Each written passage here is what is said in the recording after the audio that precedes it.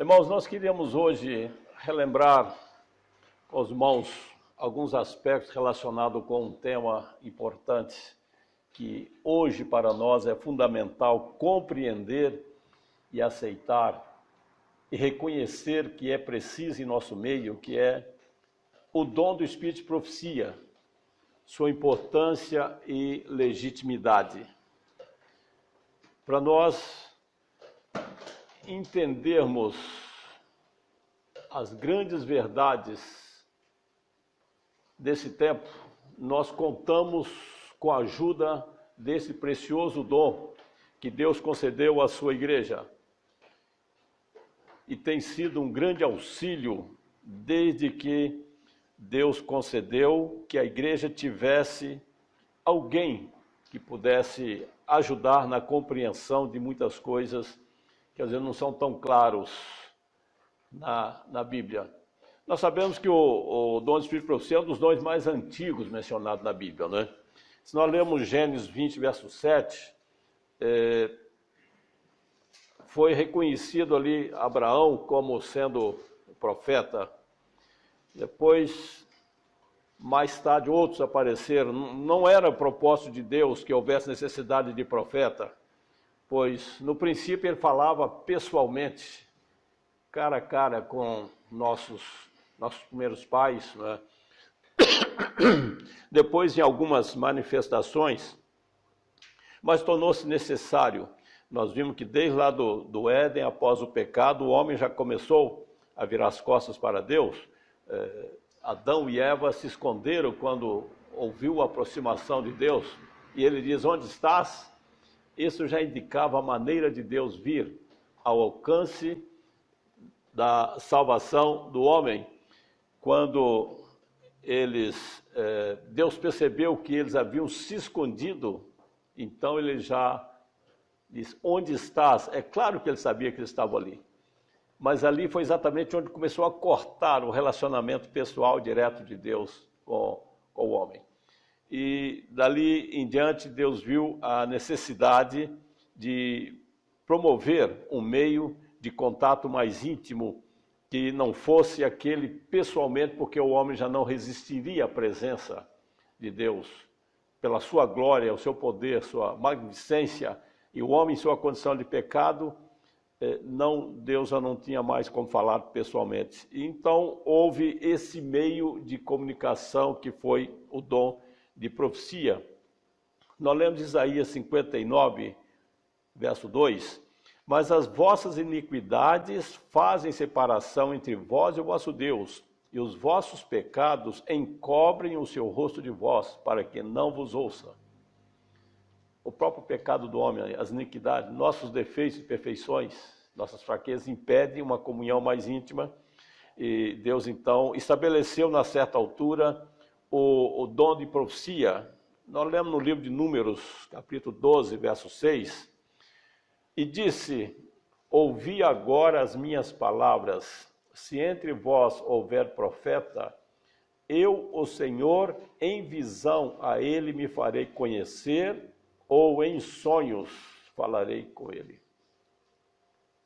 Deus aqui estabelece agora um meio de comunicação entre ele e o homem, um meio pessoal, alguém que pudesse ser usado por ele para transmitir as suas mensagens ao homem e muitas vezes levar também o pedido, né, os anseios, as necessidades dos homens diante de Deus. E desde aquele tempo, então, esse meio de comunicação passou a ser intensamente usado. A Bíblia dá notícia de muitos casos, né?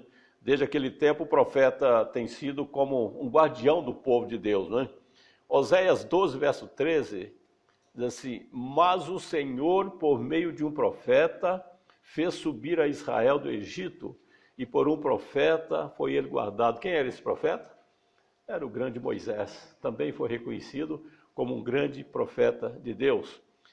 A importância do Espírito de profecia, como disse no início, é imprescindível para que o homem possa compreender muitas coisas que está escrito que não são tão compreensíveis, como também, às vezes, mensagens diretas entre Deus e o homem, e entre o homem e Deus. No Provérbios 28, No Provérbios 29, verso 18, diz assim: não havendo profecia, o povo perece ou corrompe, porém o que guarda a lei, esse é bem-aventurado. É preciso haver a profecia para que esteja sempre alertando acerca das necessidades, alertando o homem acerca das suas fraquezas, seu distanciamento de Deus. Amós 3, verso 7, certamente o Senhor Deus não fará coisa alguma sem ter revelado o seu segredo aos seus servos, os profetas. Nós vamos ver esse verso aplicando ao nosso tempo. Será que havia situações que seria necessário um profeta vivo para falar diretamente? Será que bastaria apenas o Velho Testamento, o Novo Testamento? Iria satisfazer completamente a necessidade do povo de nossa época?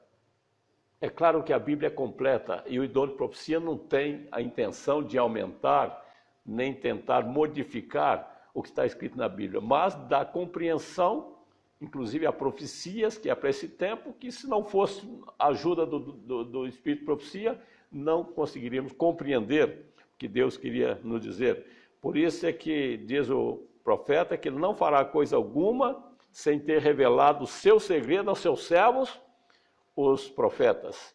2 Pedro 1, 2 Pedro capítulo 1, 19 a 21, e temos muito firme a palavra dos profetas, a qual bem fazeis em estar atentos como a luz que alumia em lugar escuro, até que o dia amanheça, e a estrela da alva apareça em vossos corações.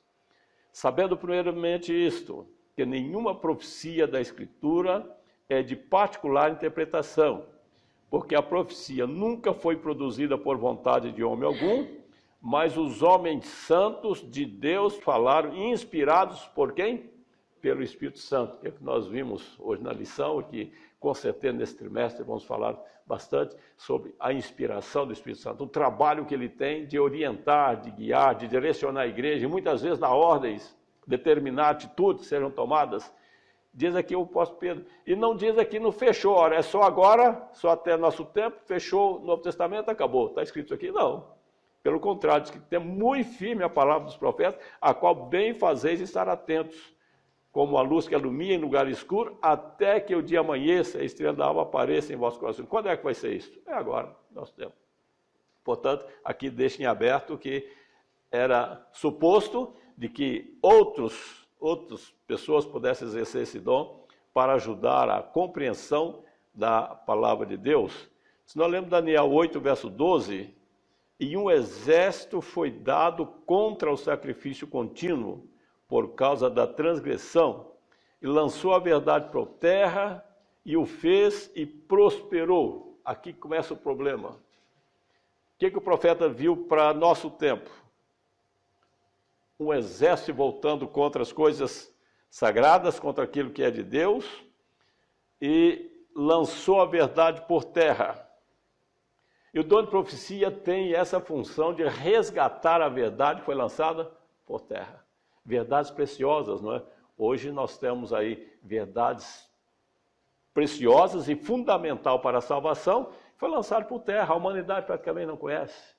A guarda da lei de Deus, o santuário, a temperança, como se preparar para a volta de Jesus, são coisas que hoje não são conhecidas e que é necessário ser resgatado mediante o dom de profecia. Já estava previsto desde os dias dos apóstolos que haveria de manifestar um espírito que ia desviar da mente do povo, dos fiéis, os conceitos verdadeiros do dom de profecia. Paulo, advertindo, a igreja está em livro de Atos, mas foi Paulo que disse à igreja: olhai, pois, por vós e por todo o rebanho sobre que o Espírito Santo vos constituiu bispos, para apacentares a igreja de Deus, que ele resgatou com seu próprio sangue. Uma advertência, um lembrete que foi dado à igreja naquele tempo. Porque eu sei isto, que depois da minha partida entrarão no meio de vós lobos cruéis, que não pouparão ao rebanho, e que de entre vós mesmos se levantarão homens que falarão coisas perversas para atraírem os discípulos após si. Irmãos, aqui o apóstolo apresenta dois perigos que a igreja moderna, a igreja atual, haveria de enfrentar. E ele alerta que tivesse muito cuidado, que aqueles que o Espírito Santo constituiu para apacentar a igreja deveriam estar atentos para advertir a igreja. É o que nós estamos a fazer aqui, atenção, cuidado, tanto na descrença do dom de profecia que Deus estabeleceu, como o risco da crença do quê? Das falsas profecias, que hoje está aí em voga, está em moda. A internet está cheia de coisas, de profetas falsos que têm dito coisas maravilhosas, coisas mirabolantes e prometido coisas, mas na verdade é o que ele diz que haveria de surgir muitos falsos profetas. Agora, o que eu disse são dois perigos. Primeiro, eu sei isto, depois da minha partida, entrarão no meio de vós lobos cruéis, que não pouparão o rebanho. Pessoas que se infiltrar no nosso meio, trazendo opinião, ideias, sugerindo ideias. Agora, o perigo mais, que eu digo seria o perigo mais perigoso, né? Aqui numa redundância, é o que ele diz em seguida, e que dentre vós mesmos se levantarão homens que falarão coisas perversas, dentre vós mesmos. Porque nós não somos santos. Estamos lutando para se tornar santos, no sentido de santos perfeitos. Né? Quando a pessoa se entrega a Jesus, ela se torna santa, mas um processo contínuo de santificação até alcançar a santificação perfeita. E nós podemos dizer, não somos ainda santos porque não somos perfeitos. E pode se levantar no meio de nós homens que falarão coisas perversas. Dúvidas. O inimigo ele tem muita facilidade em atingir as mentes das pessoas quando elas abrem o espaço para que as dúvidas entrem. Nós estudamos na lição a questão de sorte, né? O que o inimigo faz? Ele manipula a mente das pessoas e consegue manipular a moeda. Viu que interessante foi dito ali? Né? Já viu jogar sorte em tantas coisas, esportes que se usa muito? Joga a moeda para cima e ele tem capacidade de fazer com que na mão fica a cara para cima, ou coroa, como dizem. Ele tem essa capacidade, portanto, ele é muito astuto e ele tem a facilidade de ter acesso à mente das pessoas. E poderá acontecer e nós devemos ter atenção, porque o dom de profecia nos ajuda a alertar sobre essas coisas que nós estudamos, né? O mês inteiro, o ano inteiro na escola sabatina, e aquilo que nós ouvimos muitas vezes da exposição da palavra de Deus. Agora, o que ocorre? Passou-se a nova dispensação, um longo período sem o dom de profecia. E o que aconteceu com a igreja?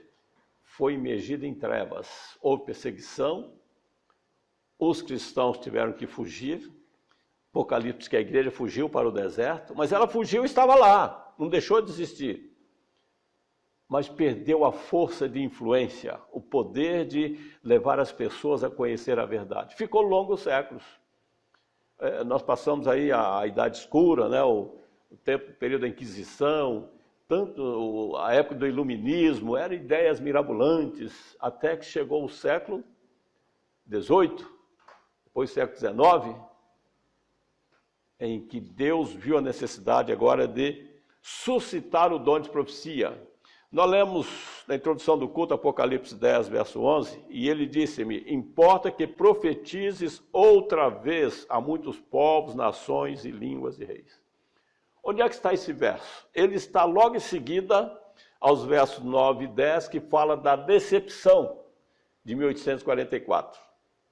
Quando houve aquela grande decepção do povo adventista, de que Cristo não veio, porque houve um erro, não de cálculo do tempo, mas da interpretação dos acontecimentos, porque se cria naquele tempo que o trono, o santuário de Deus, seria na terra, e que, portanto, quando o profeta diz que viu o Filho do Homem vindo nas nuvens dos céus, para o trono onde estava Deus, qual foi a interpretação que eles tiveram? Eles tiveram uma interpretação vertical, quando na realidade a profecia está dizendo uma visão horizontal, O profeta estava diante do trono de Deus e viu vindo o Filho do Homem. Ele estava lá saindo do lugar santo para o lugar santíssimo. Então, era uma visão horizontal. Mas, na mente daqueles que estavam lendo, interpretando com o apóstolo Paulo, Tessalonicenses 4, que viu descendo nas nuvens dos céus, eles entenderam que era essa vinda. Mas a interpretação do tempo era correta. Mas Deus viu a necessidade, nessa altura, para que os homens pudessem compreender melhor essas profecias e a palavra de Deus, seria necessário resgatar o dom de profecia. Então, depois dessa decepção, está lá nos versos 9 e 10 do Apocalipse 10, o que Deus disse à igreja? Importa que profetizes outra vez a muitos povos, nações, línguas e reis. Por isso que é essencial que a igreja tivesse esse dom do Espírito de Profecia para compreender melhor e poder pregar a mensagem do Evangelho eterno, não esse Evangelho barato que é pregado em todas as esquinas.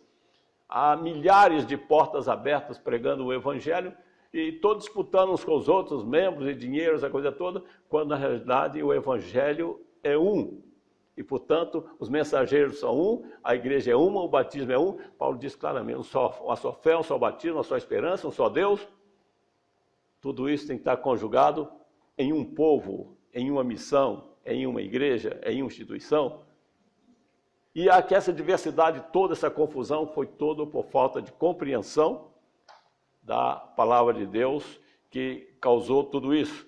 Mas ele dotou a igreja desse dom e ele volta a ser agora executado. Se nós lemos 1 Coríntios 12, 28, diz: e a uns pôs Deus na igreja, primeiramente apóstolos, em segundo lugar profetas, e depois outras funções. Agora, perceberam uma coisa? Se nós olhamos pelo lado da importância de um profeta, de quem é que exerce o dom de profecia, não era para aparecer em primeiro lugar? Mas aqui diz que primeiramente o quê? Primeiramente apóstolo ou ministro, depois dom de profecia. Por quê? Isso é um fator importante. Hoje as pessoas levantam aí, não, eu sou profeta, recebi a missão de Deus, e começa a dizer coisas absurdas, e a igreja, amém, amém, foi o profeta que disse.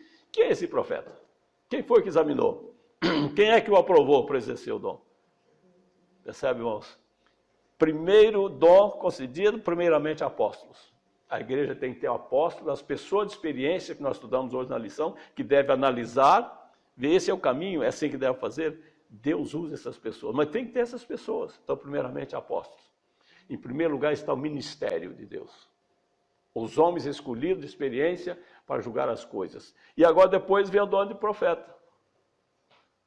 Pode alguém nascer profeta? Ah, é pronto. Então, vá diante desses homens de experiência, coloque diante deles e conta a sua profecia. O que você viu? Esses homens vão analisar isso à luz da palavra de Deus. Será que tem sentido? Tem lógica? Meu caro, isso aqui que você está falando não tem medo nada a ver com as profecias, com o que Deus falou. Portanto, veja lá que você deve pedir a Deus que tenha misericórdia, que lhe ajude a compreender, porque não é esse o caminho. Primeiramente, apóstolos, segundo lugar, profeta. Agora, pode ter o profeta de Deus? Pode. Claro, como eu disse, não está fechada a porta. E foi o que ocorreu com a igreja, né, remanescente, em que Deus viu que era necessário o dom de profecia. Se nós lemos Efésios, aqui também repete o propósito de Jesus ao construir a sua igreja, que houvesse pessoas que tivessem funções diferentes. Efésios 4, verso 11 em diante, diz: e ele mesmo deu uns para apóstolos e outros. Percebe aqui na mesma sequência? Novamente, Paulo fala dessa necessidade, mas ele coloca na mesma sequência. E ele mesmo deu uns para apóstolos, outros para profetas, e outros para evangelistas, e outros para pastores e doutores. Todas essas funções são necessárias na igreja. Querendo o aperfeiçoamento dos santos, para a obra do ministério, para a edificação do corpo de Cristo. Do corpo, não dos corpos de Cristo. Cristo não tem vários corpos, aqui, outro ali, outro acolá, e todos eles pregando coisas diferentes, e é o corpo. Não, ele não é um corpo de confusão. Ele diz aqui que essas pessoas E esses caracteres que é dado à igreja é para aperfeiçoamento dos santos, para a obra do ministério, para a edificação do corpo de Cristo. Lá em Colossenses ele diz que Cristo é a cabeça do corpo da igreja, está lá o verso completo. Cristo é a cabeça do corpo da igreja, não das igrejas, das várias comunidades. Mas esse é o propósito dele, que exercesse esse dom de profecia. E nós conhecemos a nossa história em 1844, né? Quando houve a necessidade, quando Deus tirou ovelhas de todas as denominações, de todas as comunidades religiosas, para formar um povo, em base da profecia, e cada um veio com ideias diferentes, havia muitas dúvidas sobre a própria santificação do sábado, se era a parte clara, se era de 6 horas a 6 horas, se era de meia-noite a meia-noite. Havia pessoas que guardavam o sábado, mas havia ideias diferentes. Para chegar à compreensão que é do pôr do sol ao pôr do sol levou tempo. Havia dúvidas sobre o casamento. Pode divorciar e casar novamente? Não pode. Havia dúvidas sobre a questão do serviço militar. Pode um cristão ir defender a pátria em época de guerra? E como vestir? Foi um problema tremendo para chegar a um denominador comum sobre o vestuário. Naquele tempo havia a reforma americana do vestuário, criou um problema tremendo para a igreja. Como agora a igreja definir? Outra situação também muito delicada. Havia muitos que vieram de denominações e de ideias antitrinitaristas, pessoas que não criam no Espírito Santo, e criou dificuldade grande para a igreja. Vários pioneiros tinham essa dúvida, e escreveram claramente, e tinham essa dúvida. Sobre a questão da divindade, as 3 pessoas, nós vimos hoje o Espírito Santo como a terceira pessoa da divindade. Foi outro assunto que deu muito trabalho também. Então, irmãos, nessa altura, Deus viu a necessidade do dom de profecia para a igreja. Era necessário alguém que pudesse ser usado por Deus para ser o intermediário para ajudar na compreensão de todos esses assuntos. Então foi que ele decidiu chamar um jovem para exercer esse dom. Chamava Heisenfoss. Deus revelou a ele a mensagem e disse: você tem que dar essa mensagem para o povo. E ele ficou muito aflito. Mas se eu for falar isso para o povo, vou ser criticado, escarnecido. Mas Deus disse: dê a mensagem ao povo. E Heisenfoss pensou, olha, ele ficou com medo. Ele não quis assumir as responsabilidades. E Deus apareceu e disse: olha, já não preciso mais de você. Se você não se dispõe a exercer esse dom que eu colocar em tuas mãos, eu vou chamar a mais fraca das fracas pessoas da igreja. E numa reunião que houve em seguida, Heisenfoss ficou muito apavorado com a mensagem que recebeu direta de Deus e pediu a palavra na reunião e foi lá à frente: irmãos, olha, eu recebi a mensagem de Deus que eu deveria dar à igreja e eu recusei, fiquei com medo, com vergonha de dar a mensagem, mas no fim, olha, eu quero dar a mensagem porque ele disse que se eu não der a mensagem, já não vai mais me usar. E olha, a mensagem, olha, e Deus me falou, e a mensagem não veio mais. Não. E ele saiu esfregando as mãos, porque eu sou um homem perdido, e foi-se embora. E a história não dá nenhuma notícia mais dele. Com certeza perdeu. E quem que Deus disse que havia de chamar? A mais fraca entre as fracas pessoas da igreja. Havia uma jovenzinha que, por infelicidade, havia sofrido um acidente, ela estava voltada da escola, e houve lá uma encrenca, lá como é que os irmãos dizem aqui, duas crianças entraram na aragata lá entre elas, e uma pega uma pedra e lança, só que a pedra, em vez de acertar aquela que estava envolvida na aragata, acertou bem o nariz daquela jovenzinha. Acertou para valer mesmo, ela ficou com a deformidade física. Causou um transtorno tremendo, desmaiou na hora, custaram reanimá-la para ir para casa e foi um transtorno. Ela era metodista, da família muito zelosa da igreja metodista. Chamava Ellen Gold White. Ellen Gold Armour. White foi depois.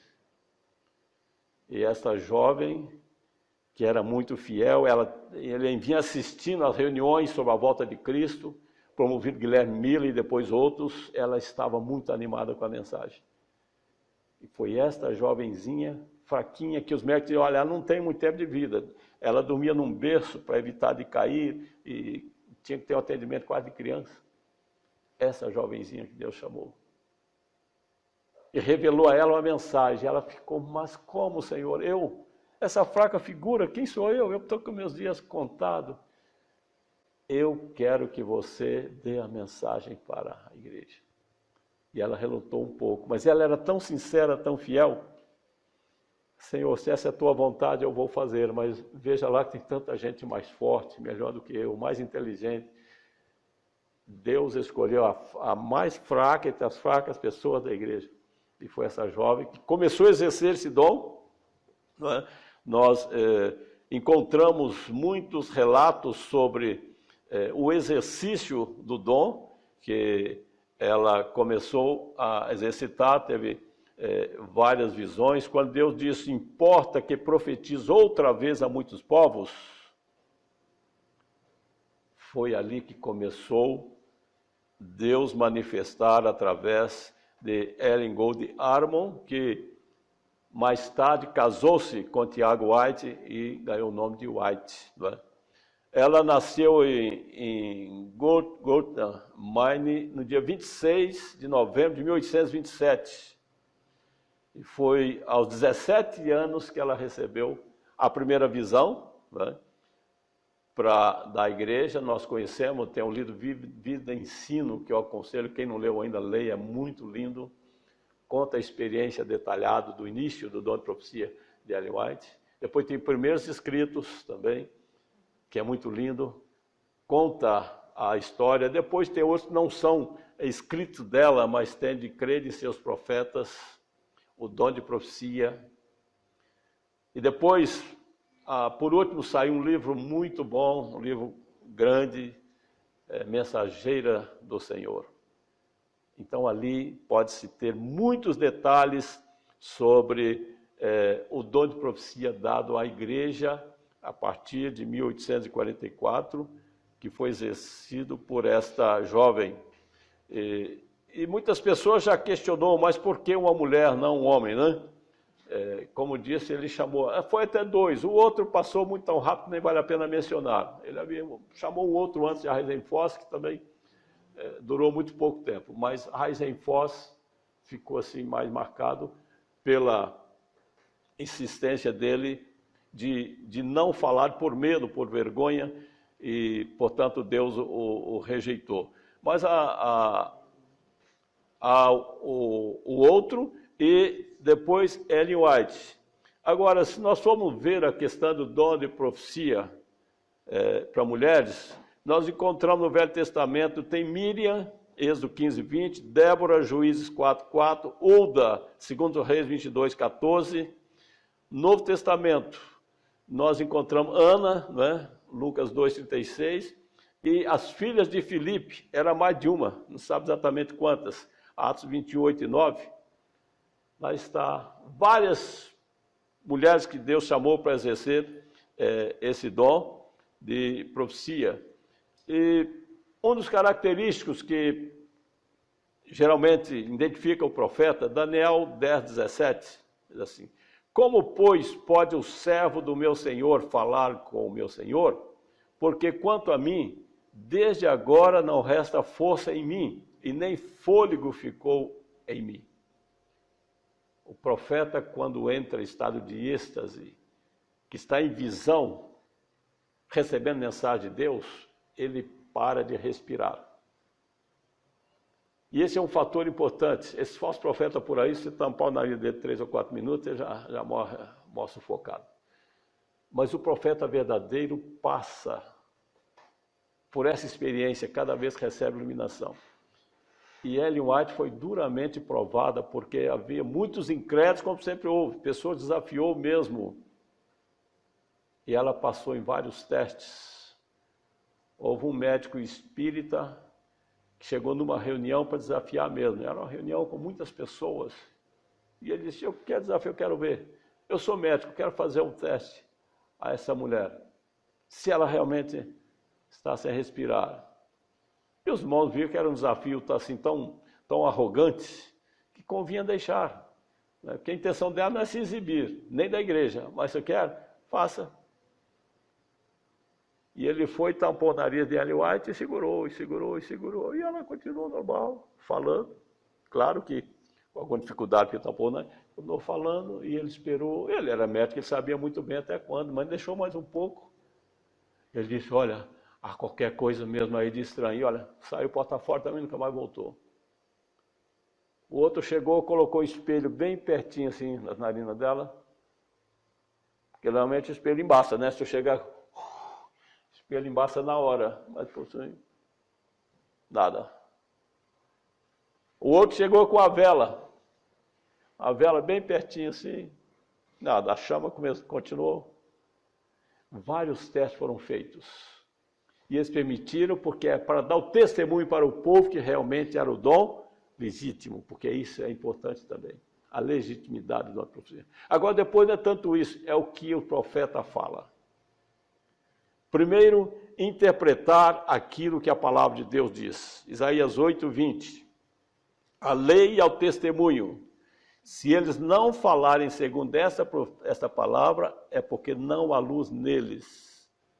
Esse é outro fator. Está de acordo com a palavra de Deus? É coisa que realmente está comprovado, sim.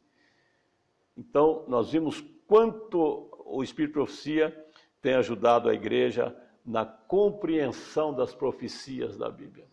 Há muitos opositores, pessoas que estão realmente dedicadas a tentar mostrar que Ellen White é uma falsa profeta. Por quê? Porque o diabo não quer que as pessoas creiam, que leiam os livros, que entenda a missão dela em ajudar a igreja. Ela não é nenhuma deusa, não temos foto de irmã White de pelas paredes, para nós não é uma santa da igreja, é uma pessoa que Deus usou para nos ajudar a compreender a palavra de Deus, as profecias, e ela diz claramente, nunca pretendi dizer coisa a mais que a Bíblia, não mudar a Bíblia, apenas uma luz menor que ajuda a compreender a luz maior. E ela sempre fez questão de estabelecer que a Bíblia está acima de tudo, que é a palavra de Deus, que é em base dela é que muitas coisas ela conseguiu compreender e ajudar. E é em base disto é que tem sido uma grande bênção para a igreja. Há pessoas hoje mesmo, teólogos que eram para ter o respeito e a reverência aos escritos, tem sido uma grande ajuda. É uma autora de grande realce entre os autores adventistas. Estão cada vez mais desmerecendo a importância dos seus escritos e o valor para ajudar a igreja. E qual é o resultado que se tem se vendo? Cada vez mais distante da verdade. Muitas verdades fundamentais estão sendo jogadas por terra.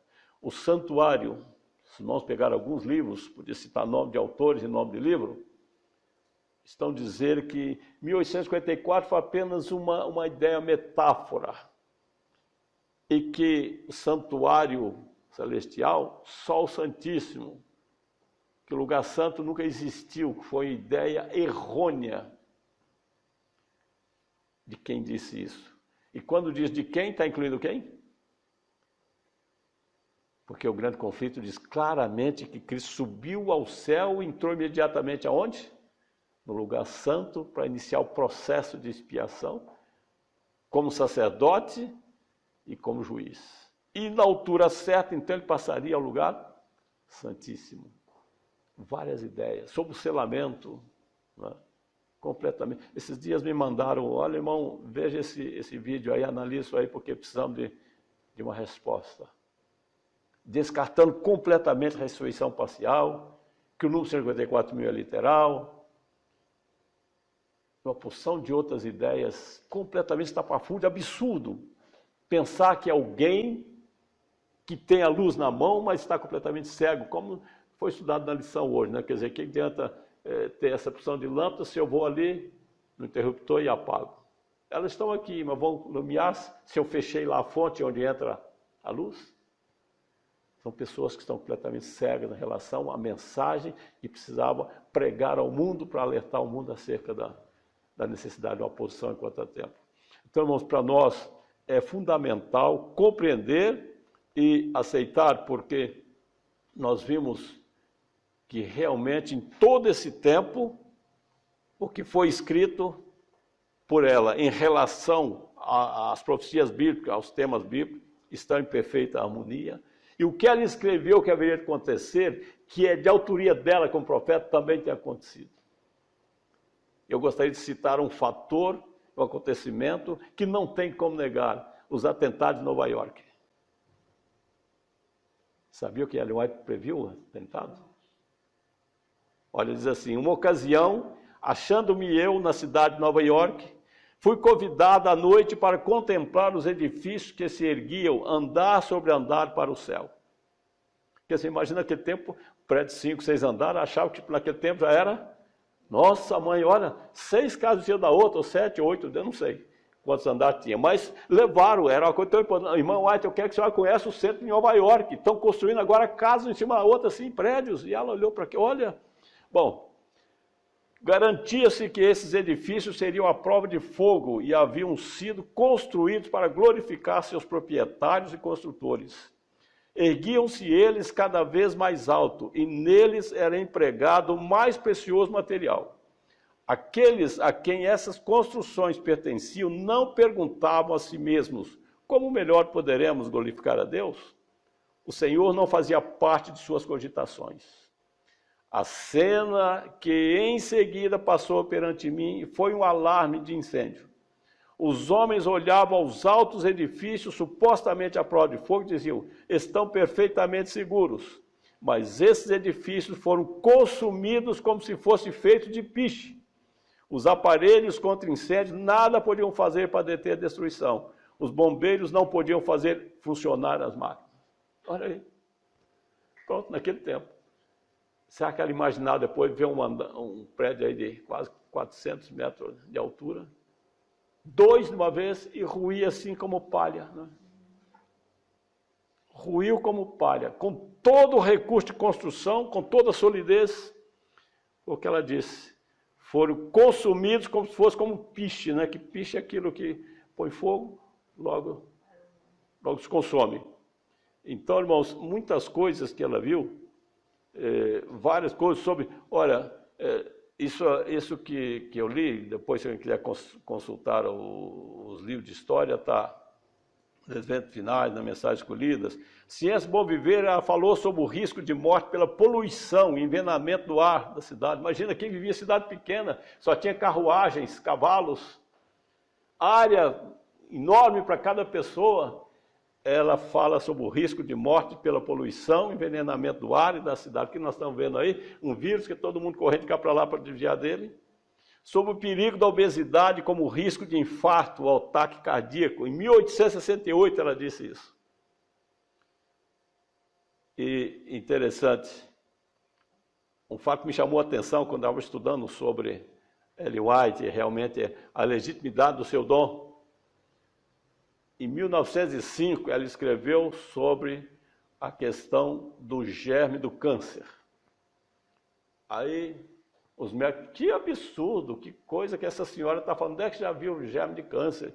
Em 1935 foi decretado que não existe germe de câncer. Pronto, aí mais provação em cima de Ellen White. Tá bom, a carruagem começou a andar. Quando foi em 1956 que a ciência evoluiu, né, já tinha mais recursos, foi comprovado que realmente existiu. Percebam, são muitas coisas que me levou a compreender, não, de fato, é uma serva do Senhor, e por que não crer nisso? Se existiam tantos outros profetas. Agora, o profeta tem que ser provado, como diz. Ele tem que provar que realmente tem a luz, a revelação de Deus. E isso, por que eu estou a trazer esse assunto? Porque hoje nós precisamos ter essa certeza porque muitas coisas estão sendo faladas, muitos têm tentado infiltrar no nosso meio. Quem não vem pessoalmente, vem por através da internet. E daí, se nós passamos, de repente, não creio no que ela disse, aí vai entrar num estado de obscuridade total. Porque há muitas coisas que nós temos conseguido compreender através do dom do Espírito de Profecia. Bom, se no fim o que ela escreveu não é verdade, por que crer então, né? E agora vamos crer no quê? Aqui está o problema que nós precisamos ter certeza de que se é de Deus, é de Deus. Se é ela que escreveu e foi escrito inspirado por Deus, é por Deus. Se não é, não é. Agora não podemos ficar, uma hora é, outra hora não é. Bom, isso aqui me interessa, é inspirado por ela. Bom, isso aqui acho que não, isso não me interessa porque não foi, isso aqui não satisfaz as minhas expectativas, não satisfaz aquilo que eu vi, que alguém falou. Nós temos que ter convicção de que é de Deus ou não é de Deus.